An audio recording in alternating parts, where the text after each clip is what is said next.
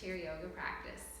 It's hard to believe that it's been over a month since I did my first chair yoga class, so I thought it's about time I do another one. And I'll be reaching out to some of my regular clients or participants that have been with me in the past in my classes, might be offering some opportunities to come together and do some classes online. So if that's of interest to you, just let me know. But today we're going to be doing the class about 50-50, half on a chair and half in standing. And our focus is going to be on the shoulders and the hips. Shoulders and the hips are very similar joints in the sense that they're both ball and socket joints. They both require a lot of dynamic stability because of the nature of the joint. It has a lot of range of motion, but it doesn't have a lot of structural stability like some of our other joints like the elbow and the knee that only has a couple of movements that it does. So in this case, we need to really be strong in these areas, but we also need to maintain that range that it has the ability to provide us. So we'll be focusing both on range of motion and on strength in these areas. And so for the class today, we'll be using a few props as usual. If you were following me in my first class, we used, instead of a yoga belt, you could use a robe belt, so kind of like your housecoat robe, or some people even use a regular belt. The other prop we'll be using today at the end of our practice is a pillow. So if you have a bolster at home, yoga bolster, that works great, but if not, a couch cushion works just fine. So to begin, let's take a moment to just really come to this present moment and allow ourselves to connect the mind and body together as we also check in with the breath. So sit comfortably in your chair. You can allow yourself to relax back. If your feet aren't touching the floor, go ahead and fold a blanket underneath, or maybe even putting a telephone book or something just to rise your feet up. You can allow the shoulders to drop back and down, creating this space between shoulder and ears. And then allowing your arms to rest at your sides. And if you're doing this from a chair with armrests, then you could even choose to rest your arms there as well. I choose to close my eyes. That's very much optional. So if you're comfortable with closing, you might even just choose to soften the gaze down to the floor or keep them open. But just taking this moment to tune in to the body. How is your body feeling in this moment? You can imagine you're being a meteorologist observing the weather patterns of your body. You might notice in some areas there's tension, while in other areas there might be softening and relaxation.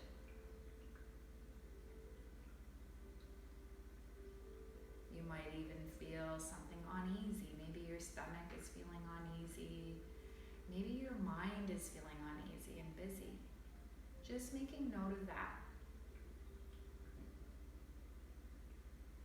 As we practice mindfulness, meditation, and yoga, it's not about just noticing all the good things that are happening. It's just as important to notice how our body might be communicating to us.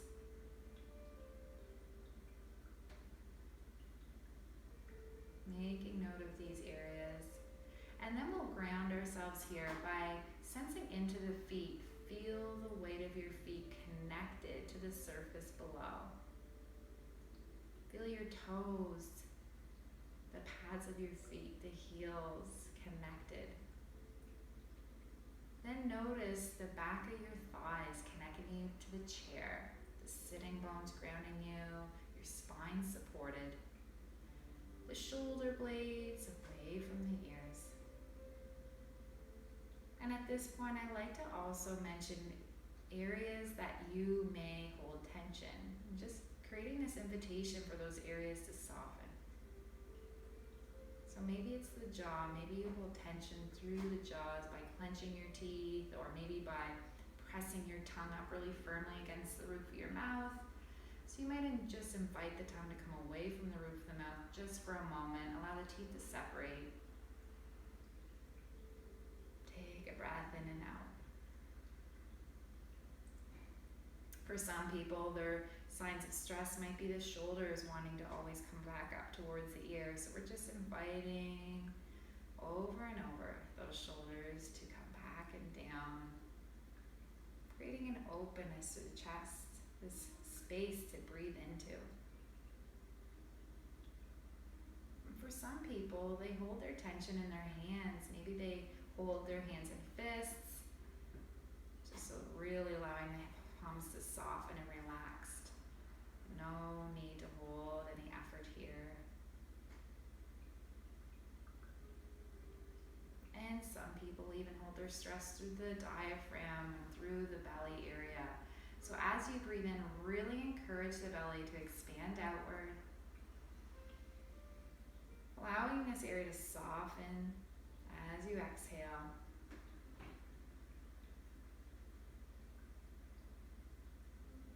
Before coming into pranayama, the breathing practice, take this moment to really be clear with yourself what it is that you feel you may need in this moment.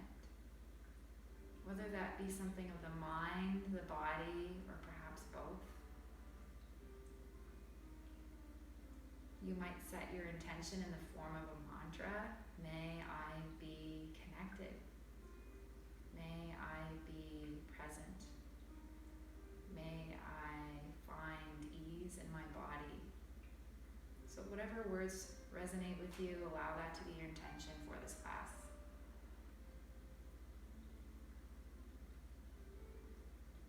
For pranayama today, we're going to practice on noticing the moments of stillness as you breathe. You can choose to keep the eyes closed, allowing your awareness to stay inward in the body, or you may choose to open them. If you like the tactile feedback of your hands on your body, go ahead and place one hand on your belly, one hand on your heart. As you inhale through the nose, allow your breath to go deep in the lungs, expand the belly outward. Then take a moment to pause at the peak of that inhalation for just a couple seconds, holding that, and then exhale, release. One more time, breathe in, allow the belly to expand outward. Holding at the peak, and exhaling. Really allowing your exhalation to lengthen, maybe even longer than your inhalation if that's feeling comfortable for you. This time, inhale, belly expands. Holding at the top. And then exhale, release slowly. And at the base of that exhalation, holding that just a couple seconds longer. And then inhale again. And exhale. Wonderful. Allowing your arms to come back to your sides and just noticing how you're feeling in this moment. We'll move along now to begin our practice. So in yoga, that's called the asanas, the postures. We'll start with some sun breaths, one of the best ways to get the shoulders moving. You have choices here to go half the way, the full way. It's up to you and how your body's doing. As you inhale, thumbs can come up, reach up. And as you come down, maybe palms face down as if you're pressing the air out. We'll do one more in this way. Inhale up. Exhale down. And then switching directions, thumb point out, inhale up. And exhale down. Once again, palms can face down, pretending you're pushing the air out here. One more time, inhale up. Gaze can follow. Notice my neck is looking up here. If that's comfortable, you can add that part in. Wonderful. When we think about shoulders, we need to also recognize the shoulder blades just as much a part of the shoulder complex, not just that ball and socket joint. So as you inhale your arms up this time, as you exhale, you're going to turn to your left side. Your left hand will come behind you, right hand can come to opposite knee. As you come into the seated spinal twist. The gaze can look over the left shoulder or it can look down at the hip. Big breath in and out here. We're retracting the left shoulder blade, protracting the right side. So we have this opposition from left to right. Inhale yourself back to center. Notice how one side might feel different. We're gonna do the other side. As you inhale, arms reach up. As you exhale over to the right this time, right hand comes behind you, left hand comes to opposite knee. Noticing what this side feels like. Very common to have differences left or right for various reasons, whether it be previous injury, maybe it be your habits throughout the day, habitual movements. Another breath in and out here, and then inhaling yourself back to center. Noticing how we're starting to warm up the shoulder, the rib cage, chest. From here, we're going to scoot ourselves forward a little bit more as we come into our cat-cow posture in seated position. So I want to focus a lot on the shoulders for this particular cat-cow. So why don't we just start with just the shoulder movement. As you inhale, you're going to squeeze the shoulder blades together. Imagine there's this tennis ball between the shoulder blades and you're squeezing them together, which creates this openness through the collarbones. As you exhale, you're going to come into the cat pose, which is this protraction of the shoulder blades so they separate apart. If you want to even round the spine like we do in cat pose, go ahead. Inhale, open, shoulder blades drop back. This is called retraction of the shoulder blades. And exhale into cat protraction. So we're really getting that thoracic spine loosened up, the shoulder blades starting to move as well. They all move together, and that's kind of the emphasis here you'll notice in this class. Although we're just focusing on the shoulders, we're incorporating all the other parts around. That is going to facilitate the shoulders to move well. From here, we're going to just do a couple more, adding the rest of the body. As you inhale, chest opens, gaze comes up. You could even add the pelvis as it tilts forward for seated cow pose. As you exhale and round yourself all the way, you're gonna notice here this big rounding stretch. And then you're gonna inhale yourself back forward again. Feel that spine nice and tall. As you breathe in and out, notice how the spine's feeling, the shoulders. Just notice the effects that you're having in the body. We're gonna move along here and just get the hips ready for our standing postures. So we're gonna separate the feet nice and wide, turn and face the left leg, and you're gonna start to lean yourself forward. So here we are creating this called hip flexion. So leaning forward, and then if it's comfortable, you could just stay here because it's gonna add some stretch through the back of the hips and also perhaps the low back for you. Or you can choose to start to walk your hand down your leg. Now for some people that might be quite uncomfortable, maybe even hard to breathe, in which case you could use your pillow. This just creates a little more space for you. You can bring the pillow nice and close and then lean forward. This is creating more space through the chest area. So whatever version's feeling right for you, give it a try. Wonderful. And then we're gonna inhale, stack the spine up nice and tall, just like where we started here. Then we're gonna face the opposite side. Hinge through the hip first. We're leaning forward, then we're going to send the rest of the spine down. So once again, your choice is to stay long through the spine and just lean forward, or you can fold. If you find that you hold tension through the neck, you could even let the head come down heavy, rotating it left and right, breathing as you hold. Then inhaling yourself all the way back up, using all that strength. Coming back to center, walk your feet back. Now from here, we're gonna reach for our yoga strap. So you can use your belt as well if you want, if you have that at home. You're gonna take the strap and place it underneath your leg. As you inhale, you're assisting the hip up.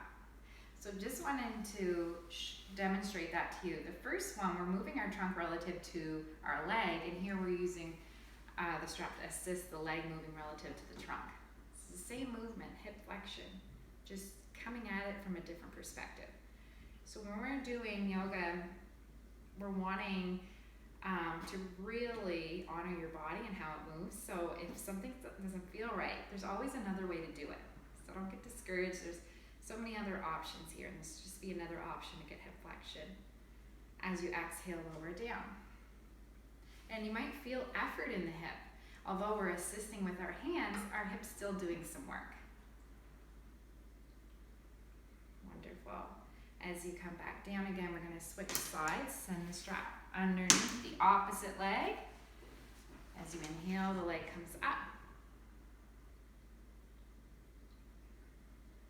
Wonderful. And exhale back down. For some people, they find it gets really pinchy in their hip when they're coming straight up, in which case you could change the angle and come out a little more out to the side and then up. So it really is dependent on your anatomy, how your body is doing today. And I'm about 50-50. I'm 50% helping with my hands and 50% doing the work with my leg. Very good. If it's getting tired or shaky, more reason to practice this. Take your time. And exhale back down. We'll take the strap, place it to the side, we'll use it later. And now we're going to come up to standing, do a little more work on the hips and shoulders.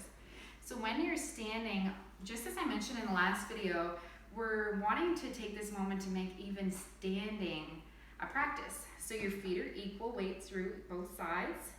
You're thinking of nose over toes and up you go. So you're shifting yourself forward, placing weight through the legs, then coming up. As we come to the side, we're going to stand behind the chair. I'll do this view just so it's easier for you to see what I'm doing. But we're going to work on the muscles in the back of our hip. And this is really helpful, especially if you're spending more time sitting. We might be not accessing the strength in that area of the hip. We tend to get tight in the front part of the hip and sometimes weak in the back part. So we need to strengthen these areas. So in standing mountain pose, feet are hip width apart, knees are soft, shoulder blades drawn back and down. If you want to have your arms at your sides, you can. Thinking of this imaginary line pulling upward through the crown of the head as you take a breath in and out. Grounding yourself here and standing. As you hold onto the chair, you're going to send the right foot back. And when I do this exercise, particularly in physio, a lot of people come back and show me by leaning forward and kicking the leg back. And that's really your body's way of trying to make the exercise a little bit easier by bypassing the hip. So we're really wanting the pelvis to stay centered, leg to come back, and we're not moving the trunk forward. And then exhale, bring that leg back. Switch to the other side, weight shifts to the right foot, left heel comes back. 1, 2, 3, and come forward. Your arms are helping for balance, but if you find you need strength too, you can put a little bit of weight through your arms. If you want more of a challenge, you might just do the activity without holding on. So that's your choice. One more time on each side. We come back to center. Now we're going to do this a little bit differently. We're going to step the right foot back, leave the left one forward. Front knee bends. And your choice, inhale, lift 1 or 2 arms up. Warrior 1. So here I am working on my shoulders, flexion, arms straight up, extension through the mid-back, strengthening because I have to keep my arms overhead, which we're not used to doing. But I'm also working on my hip here. The knee may want to fall to the center. I keep it aligned with my left toes. I'm getting some stretch through the front of the hip, and I'm really planting down through both feet. Hands to the chair is an option if your arms get tired. Exhale, the arms come down if they're up. We'll step the left foot back to meet the right, and then we're going to come into a modification of downward dog. Now I have a high back chair. If you have a lower one, that might work to your advantage, or you might just choose to do just a variation where you're just simply half leaning forward. But for me, I want to go a little bit more forward than this, so I'm going to just take my hand to the next rung of the back of the chair. And this is lengthening the hamstrings. The hamstrings do cross both the knee and the hip joint.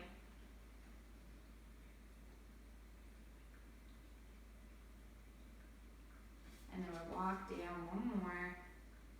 Your choice how far. For some people who have armrests in our classes at Foundation Health Center, we'll use those chairs and just hold on to the armrests instead. So your choices are many, plentiful. You just have to decide what feels best for you.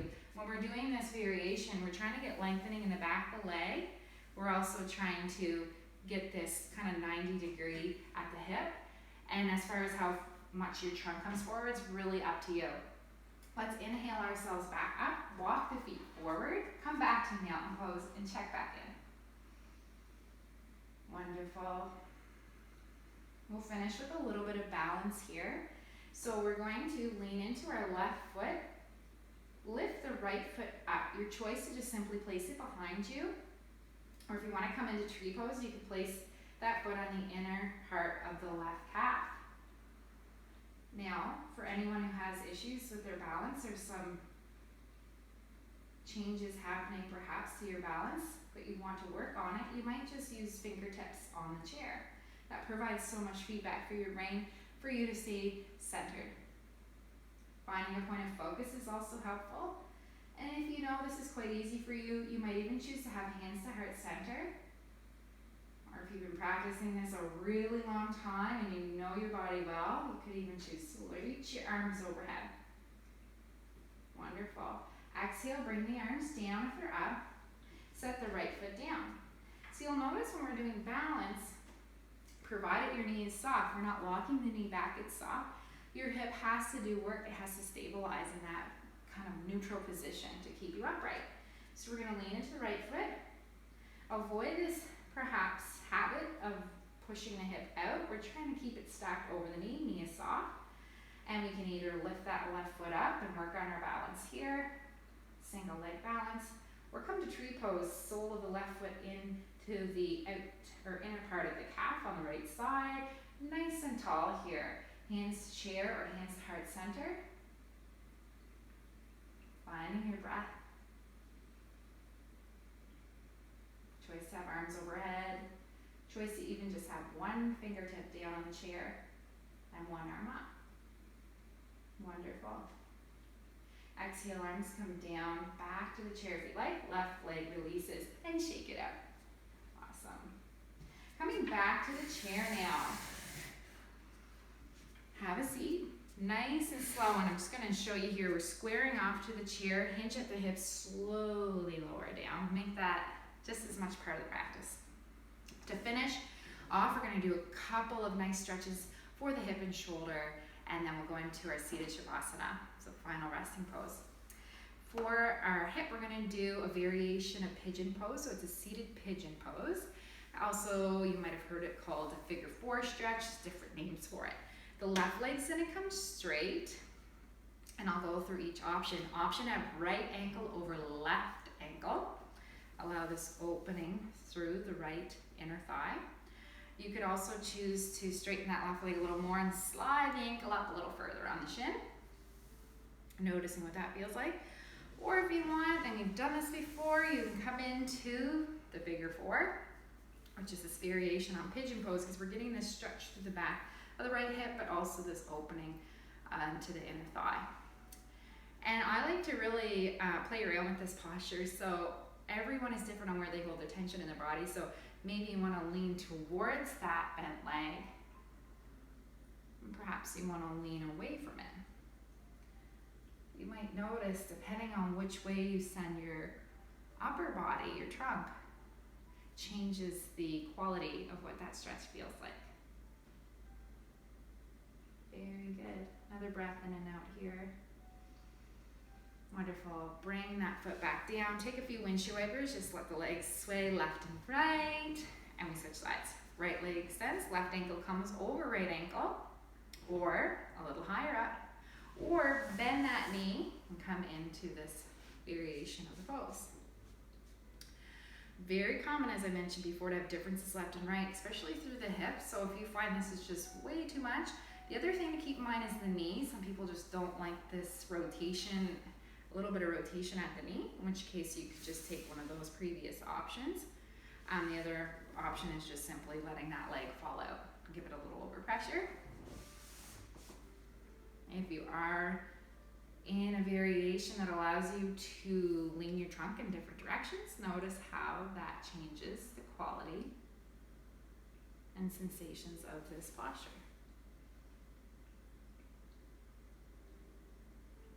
we're keeping this open mind, the curiosity. Where is my body holding tension today? Where am I feeling this most?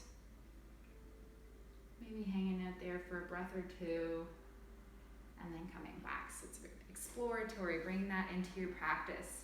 Instead of just coming in and kind of predicting what might be to come, you're open-minded, you're noticing how is your body doing in this moment. So that's a great way to stretch the hips out. We're going to come into the shoulder now and do one of the components of eagle pose. It's called eagle arms. Your inhale, arms up 90 degrees. Take your right arm, cross it over the left arm. From here, you could just simply give yourself a big hug. Pull the shoulder blades away from each other, create space through the mid-back, or you may choose to keep the elbows bent and hold on to opposite wrists. Luckily, I have really long arms, and this makes it easy for me. However, for some people, they might just create this V shape in their elbows instead of clasping onto the wrist. Or even, like I said, might want to just keep this big hug. Maybe giving yourself a hug is not a bad idea these days. Some self-compassion.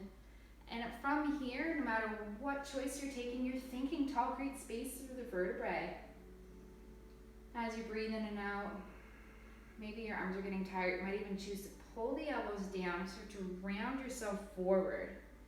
You really want to get into those shoulder blades. It's a great access point to that space. Hold for as long as you'd like. Inhale, reach the arms up. As you exhale, release the arms. We're going to do the other side. Shake the arms out. Inhale, arms up, left arm crosses over right with the option to come into that bear hug or option to come into the eagle arm form where you clasp onto opposite wrist or your V. So many choices. Once again, thinking tall through the spine, create space for that breath to come in and out. Wonderful option to bring elbows down, round through the spine. Tucking the chin in if you want to have the neck be a part of the stretch too.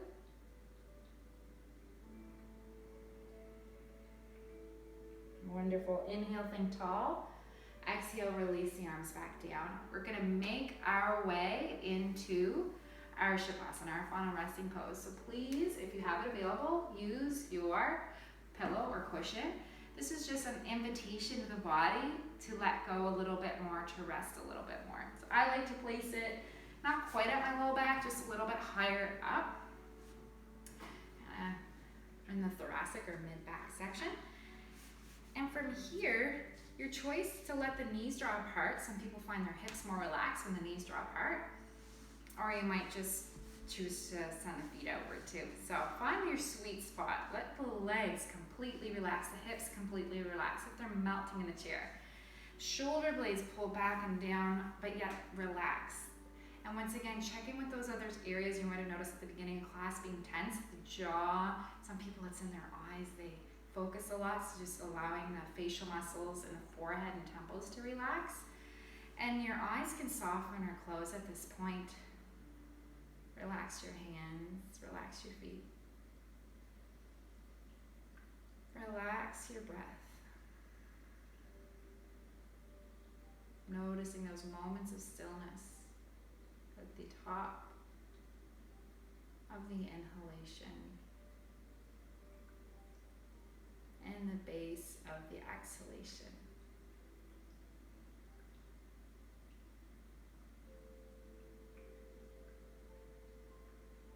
The breath can be such a beautiful center point to the present moment. It is always there for us.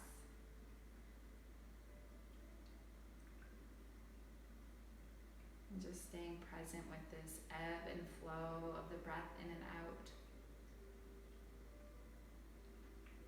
can just be a moment in time where nothing else matters.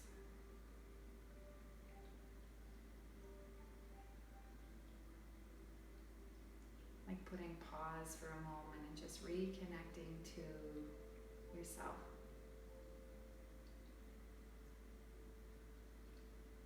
Wonderful. Allow yourself to bring awareness to the entire body as you inhale. Imagine that breath expanding each cell in the body. As you exhale, everything softens and releases. You become heavier, more grounded to the chair, more grounded to the floor. One more time like that. As you inhale, the breath expands every particle. As you exhale, you ground further to the surface below.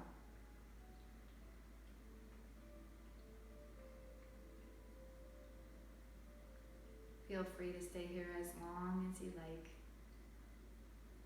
I'll guide you through a metta meditation, a loving kindness practice. You can choose to keep your hands as they are or to place them over your heart, silently repeating to yourself, may I be happy. May I be healthy. May I be safe. May I be kind to myself and to others. And may I live my life with peace. Thanking yourself for choosing to come here today to be present with this practice, giving back to your mind and body. Allowing yourself to come back to the breath.